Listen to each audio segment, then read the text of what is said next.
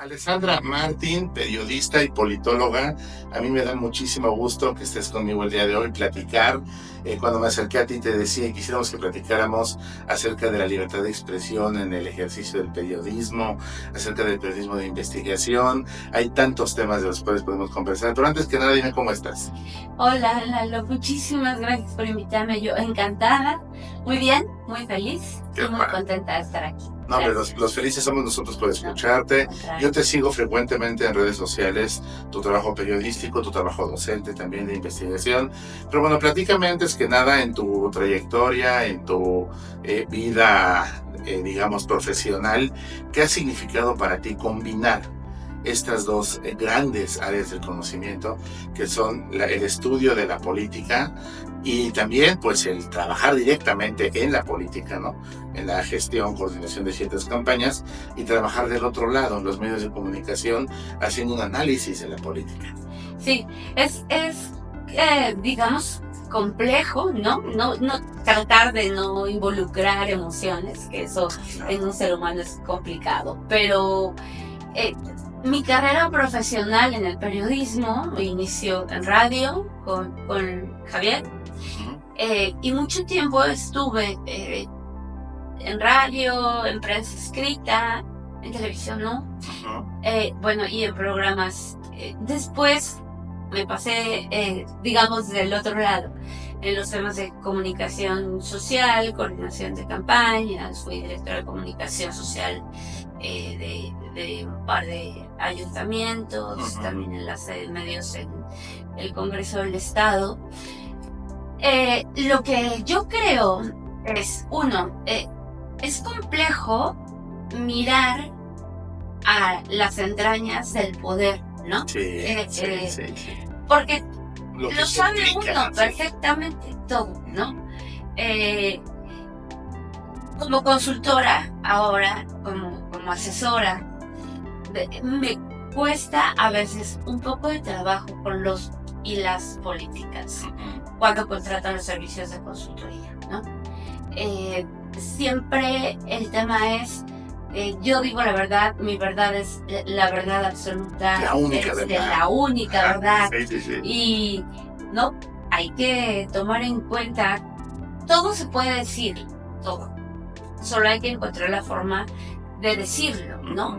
Y no se deben de ocultar las cosas. Justamente el periodismo de investigación va de hacer un análisis de las cosas que los gobiernos o que el poder público no expresa, no hace transparencia, ¿no? O incluso ocultan de manera, digamos, a propósito. Sí, totalmente, ¿no? O sea, tú pides a lo mejor por la página de transparencia en algún ayuntamiento en que se gastó esto y te dicen información clasificada, etc., ¿no? Yo cuando a mí me dicen el término periodismo de investigación, no puedo evitar recordar el trabajo que hizo, por ejemplo, la gente de Carmen Aristegui con el tema de la Casa Blanca de Peña Nieto, ¿no? Sí. Que fue sacar desde adentro la verdad y exhibirla. Pero además exhibirla de manera argumentada. Y ese es un punto que quiero que me platiques, que es muy importante. El periodista no debe decir, creo que, sino tengo las pruebas de, y las presento. Claro. Sí, el periodismo de investigación, aunque decía García Márquez que todo periodista debe de hacer investigación, y la investigación no necesariamente es de un periodista, ¿no? Pero bueno, independientemente de lo que el buen Gabo decía, creo que uno en el periodismo de investigación, a diferencia del periodismo cotidiano, de los boletines, cubrir ruedas de prensa, claro, casi decir textual o publicar textual los boletines y las entrevistas a modo, del periodismo de investigación es distinto, ¿no? Más o menos por ahí de 1972 con el caso Watergate, que fue cuando Nixon estaba en la Casa Blanca, y entonces el The Washington Post hace un reportaje de cómo Nixon está, digamos, como el Pegasus, ¿te acuerdas del extinto Moreno Valle? Bueno, como Nixon está haciendo labores de escucha y demás para los demócratas. Salió eso y fue un escándalo, ¿no? Desde ahí se retoma cómo debe ser el periodismo de investigación, ¿no? Debe de ser con base, con sustento. Generalmente las fuentes son anónimas, pero Sí. el jefe de información, el reportero y demás tiene que confirmar que efectivamente lo que se está diciendo es... Bueno, si a alguien le gusta, pueden ver, por ejemplo, en Netflix, la verdad, no, que es algo parecido. Entonces, y complejo es hacer periodismo de investigación aquí, ¿no? O sea, lo de la Casa Blanca, ciertamente lo decías, ¿no? Carmen Aristegui es de las mujeres, junto, me parece que con Denise Merker, de las mujeres más pensantes en el área del periodismo, ¿no? En realidad se tendría que hacer un periodismo de investigación siempre, como diría García Márquez. Claro. Pero sí hay una diferencia y hay un trabajo detrás muy fuerte, y es generalmente para exhibir lo que el poder público oculta, ¿no? Sí, fíjate, no sé, no me dejarás mentir. Yo creo que en esta diferencia entre el periodismo de investigación y el periodismo del día al día, ¿no? ¿Cuál es la diferencia sustancial? A mí me parece que es que en el periodismo diario, el periodista o el medio de comunicación está a expensas de algo a lo que yo llamo el culto a la personalidad de determinada figura que está en el poder. Dígase alcalde, dígase diputado, dígase senador, presidente de senado, regidor, gobernador, lo que sea, ¿no? Entonces, en esta teoría del culto a la personalidad, hay que estar sacando notas de cierta persona todo el tiempo. Entonces ahí se construye un periodismo, digamos, pues de repetir, ¿no? Y donde todos los medios, inclusive tú revisas las redes sociales a cierta hora, haces un balance, no sé, en un rango de 1 hora, y todos los medios dijeron lo mismo, la misma noticia de diferentes formas. Entonces ahí digamos que es necesario, porque el ciudadano tiene que estar enterado de lo que está pasando, de que si se inauguró una escuela, se pavimentó una calle, etc. Pero en el otro lado, en el periodismo de investigación, queremos saber cómo se manejan los recursos públicos, queremos saber qué pasó con la detención de determinada persona que no está del todo esclarecida, queremos saber cuál es la relación de determinado grupo criminal con determinado grupo del gobierno, y eso no va a ser tan fácil que nos digan día a día, ¿no? Se requiere hacer ese trabajo del que tú me estás platicando. Sí, totalmente, ¿no? O sea, por supuesto, el periodismo del día al día es necesario porque además se ejerce la libertad de expresión, bueno, que involucra la libertad de prensa, ¿no? Que está consagrado en el artículo 19 de la Declaración de los Derechos Universales y consagrado en nuestra Constitución, en el sexto y en el séptimo constitucional. Sin embargo, para hacer periodismo de investigación, no se va a las fuentes, digamos, de este culto de la personalidad, ¿no?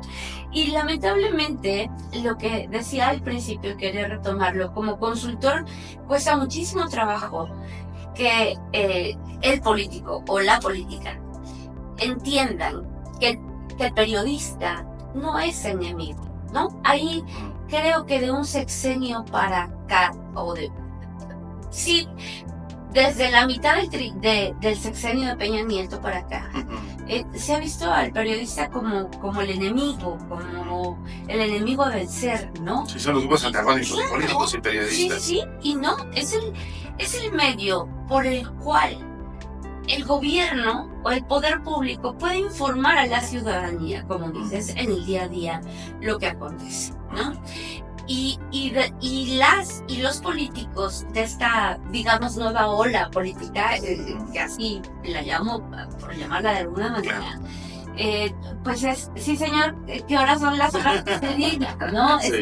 Se ve usted hoy precioso, o se ve usted hoy una reina. ¿Y cómo me quedó mi discurso? No, maravilloso. Yo recuerdo cuando trabajaba, digamos, con muy jóvenes, 20 y tantos, hace 1000 años, trabajé con una persona a la cual quiero mucho. Hicimos la campaña y llegamos a la alcaldía de San Pedro Cholula, ¿no? era la única mujer en su gabinete, directora de Comunicación Social y Relaciones Públicas. Y él decía, cuando yo quiero saber la verdad, le llamo a Ale, porque todos los demás me dicen, les pregunto cómo ves este proyecto, cómo hacemos esto. Todo está bien. Todo está bien, lo que usted diga, señora. Sí. Pero creo que encontré pocas personas como él con las que pudiera trabajar de esa manera, que entendieran que hacer comunicación política dentro de la comunicación gubernamental tiene que ser, uno, con aliados ser aliados de los medios y no enemigos de los medios, Claro. porque estamos sesgando como poder público y como gobierno la libertad de prensa y por tanto la libertad de expresión, ¿no? Entonces, lamentablemente, creo que, bueno, no hay ahora casi periodismo de investigación, ¿no? No sé, La Jornada hace reportajes de periodismo de investigación. De repente. Julio Astillero. Sí. La misma Aristegui que decía. Claro, sí, por supuesto. Pero no, y todo lo que se hacía de periodismo de investigación de unos 5 años o 6 para acá era respecto al narcotráfico, que ahora, bueno, está invadiendo nuestro país, ¿no? Es correcto. Y bueno, muchos periódicos de todos los estados del norte tuvieron que cerrar por el crimen organizado. Entonces, pues ya no hubo periodismo de investigación, ¿no? Cuando nosotros pensamos en este periodismo a modo o en este periodismo diario, pensamos que la libertad de expresión no puede ser tanto un problema. Pero cuando pensamos en la investigación sí lo es. Cuando el resultado de una investigación periodística seria, incómoda, toca fibras, digamos, sensibles en ciertas personas o en ciertos grupos de poder, no tan fácilmente van a permitir que ese reportaje, que ese texto, que ese video, ese audio salga a la luz y se dé a conocer. Y si lo sacan, pese a la recomendación de no hacerlo, ese periodista la puede ver muy mal. Sí. En ese sentido, ¿qué tan mermada está la libertad de expresión en este país? ¿Vale? Absolutamente. Y es por un tema económico, ¿no? Digamos, aparte es quienes investigan narcotráfico y bueno, los propios, el crimen organizado, Marta, en fin, ¿no? Pero por parte del gobierno, yo diría que está totalmente censurada la libertad de prensa. No se puede hacer periodismo de investigación. Hay siempre ya esta pauta de marcar, se dice marcar agenda mediática en las mañanas. Todo mundo ya ahora hace las mañaneras, igual que el expresidente López Obrador y ahora la presidenta Sheinbaum y en fin, todos los gobernadores y gobernadoras casi, ¿no? Y marcan agenda y preguntas que son incómodas, simplemente responden, bueno, me van a matar. Pero es que a propósito hay un tema ahora álgido, sí. Pero bueno, responden, eso no es tema, ¿no? Sí. O sea, totalmente censurado. En México no existe la libertad de prensa, ¿no? Sí. Creo que existe la libertad de expresión, que es distinto. Digamos, la libertad de prensa está dentro de la libertad de expresión, ¿no? La libertad de expresión es que cualquier ciudadano puede hacer alguna crítica hacia el gobierno. Y realmente se hace, ¿no? Sí, en redes sociales, por ejemplo, pues sí, no hay ninguna regulación. Pero, por ejemplo, a mis estudiantes les digo, bueno, redes sociales uno cree, es como la válvula de la olla express, porque uno cree que sacando un tweet se va a hacer viral, y que todo el mundo lo va a ver, ¿no? Y entonces el que lo escribió ya está tranquilo. Y el que lo escribió está, sí, lo liberó. Y entonces, ¿cuánta libertad de expresión? Claro que no.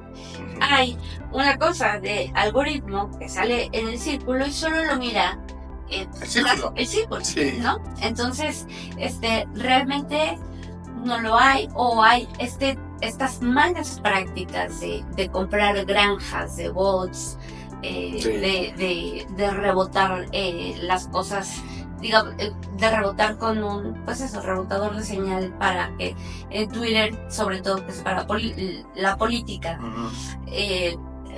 se haga viral algún tweet, alguna cuestión, o para atacar a algún periodista, ¿no? Una declaración. Una declaración. Claro. Entonces, creo que, bueno, por un lado, los colegas que están inmersos dentro del poder público y que llevan la comunicación, deberían de ser respetuosos del trabajo de quienes hacen periodismo, ¿no? Así es. Una cosa es tener convenios económicos con los medios de comunicación, porque son empresas privadas, ¿no? Y al final es publicidad. Sí, totalmente. Y al final también es necesaria, ¿no? Sí. Yo le decía alguna vez a algún amigo que trabajaba en gobierno, bueno, la comunicación social por parte del gobierno se necesita. La gente tiene que saber cuándo se va a inaugurar algo, tiene que saber cuándo va a estar una calle cerrada porque se va a pavimentar, tienen que saber cuándo se va a construir un nuevo edificio gubernamental o de servicios públicos. Por ejemplo, ahorita cuándo va a entrar en funcionamiento el San Alejandro, ¿no? El hospital, ese tipo de cosas se tienen que saber, y la oficina de comunicación social del gobierno es la encargada de decirlo y de cómo decirlo, para que también no se entienda mal, no se malinterprete y demás. Pero de ahí a que se mantenga una especie, no sé, como de ahorcamiento, ¿no?, sobre la libertad de prensa, es lo que no me parece ya que sea pues del todo moral o del todo ético, Claro. Sobre todo en un país como el nuestro, donde esas relaciones de poder siempre se prestan a la opinión, siempre se prestan a la duda, a la inconformidad, ¿no? Por ahí alguna vez yo mismo decía que no me cabe duda que vivimos en un narcoestado, ¿no? O sea, hay una vinculación estrecha entre el gobierno y el crimen organizado. Entonces, en un país como este, en el tercer mundo, deberíamos de poner más por esta libertad de prensa. ¿Tú cómo la ves? Sí, yo creo que sí, pugnar las y los periodistas, ¿no? Por desgracia, yo creo que muchos medios de comunicación viven o sobreviven gracias a los convenios que son necesarios y que no tienen por qué mirarse mal, porque Claro. Son empresas, repito, privadas, los medios de comunicación. Sin embargo, las oficinas de comunicación social no hacen esta labor de relaciones públicas, no hacen esta labor de comunicación política. O sea, piensan que enviar un boletín, la foto, decir esto, eso es comunicación. Qué bonito, ¿no? Eso no es, ¿no? Es hacer estrategias, hacer análisis de escenarios mediáticos, análisis de escenarios políticos, análisis en prospectiva. Y siempre habrá manera de decir la verdad, pero creo que siempre tenemos que anticiparnos a decir la verdad. Bueno, recordemos, por ejemplo, cuánto tiempo después de esto de la jornada con el tema Lidia Cacho y en Marín, ¿cuánto tiempo guardaron silencio? Claro. Valentín Meneses, que era entonces su director de comunicación, su secretario de comunicación, guardaron mucho tiempo silencio. Y después dijeron, es mi voz, pero no es mi voz, Sí, ¿no? sí. No hubo una estrategia. Después llegó Sánchez Galicia, apaciguó poco, creo yo, el fuego que estaba ya incendiado, ¿no? Claro. Pero siempre hay maneras de decir las cosas y de decir la verdad. Y es una obligación, además, ¿no? Claro. Oye, y bueno, para terminar esta conversación, se nos ha ido el tiempo muy rápido. Sí. Creo yo que la comunicación, tú me desmentirás, eres especialista en ello, se trata de que siempre sea bidireccional. Entonces, creo que una oficina de comunicación social de un gobierno, además de comunicar, de decir lo que el gobierno quiere decir, debe tener los canales para escuchar a la ciudadanía y entonces entablar un diálogo con la ciudadanía. La falta de ese diálogo, creo yo, es lo que ocasiona muchos estallidos sociales, muchas inconformidades, que otros partidos en la oposición tomen ventaja, qué sé yo, inclusive actos delictivos y demás. ¿Qué opinas de esta forzosa, creo yo, necesidad de que haya un diálogo a través de las oficinas de comunicación social de los gobiernos? Totalmente, debería de ser. Mira, y ahí sí, por ejemplo, las redes sociales funcionarían. Por ejemplo, creo que debe haber este intercambio, cómo comunicas con la ciudadanía si solamente emites lo que quieres que salga bonito, ¿no? Y no lo escuchas. Por eso no hacen ni la Oficina de Comunicación Social, que debería de hacerlo, o el consultor, consultora, asesora en temas de comunicación social. También la comunicación política es esto: hacer análisis, hacer encuestas, tener toda una red de asociaciones, organizaciones civiles, reunirse con asociaciones de un sinfín de cosas hay, ¿no? De derechos humanos, de igualdad, de mujeres. Los consejos ciudadanos. Por supuesto, sí. que están obligados por la ley, pero que están de adorno, ¿no? Bueno, ya cumplimos con la ley, ya sesionamos, ya nos vamos, ¿no? Claro. Totalmente debería de haber. Y los medios de comunicación quizá también deberían de encontrar una manera de poder enlazar a la ciudadanía, el mensaje de la ciudadanía al gobierno, ¿no? Claro. Pero si difícilmente pueden preguntarle al gobierno algo, cualquier gobierno, claro. Pues creo que estamos cada día más censurados, cada día como periodistas, y hablo por el gremio al que alguna vez pertenecí, y a todos les tengo mucho cariño, y a todas, estamos censurados, pisoteados, maltratados, humillados, ¿no? Porque además es el reportero el que va. Y quizá, bueno, el dueño hace los convenios, el director, tal, como sea. Pero quien recibe los insultos, quien recibe las malas caras, son los reporteros. Son los reporteros. ¿Por qué, no? O sea, a ver, ¿cómo puede un gobierno tratar mal a una persona? O sea, claro.